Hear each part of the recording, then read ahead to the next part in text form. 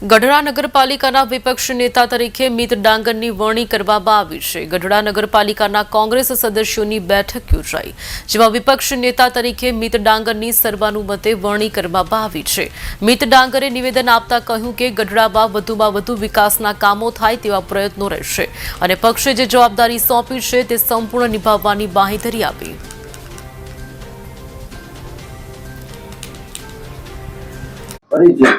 મારું નામ કિશોર વેલાણી, ગઢડા શહેર કોંગ્રેસ પ્રમુખ। આજે મિતભાઈને વિરોધ પક્ષના નેતા તરીકે જાહેર કરવામાં આવ્યા, શું છે?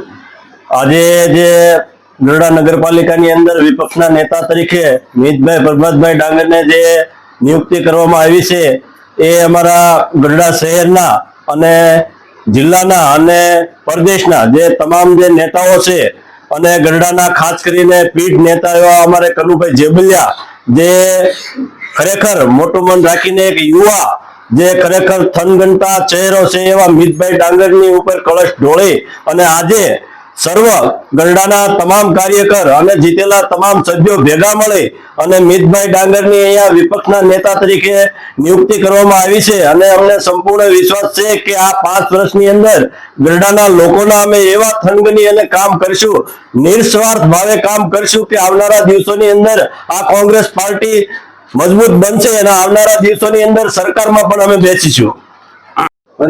ડાંગર મિત પ્રભાતભાઈ, આજે આપ વિરોધ પક્ષના નેતા તરીકે આવ્યા છો, શું કહેશો?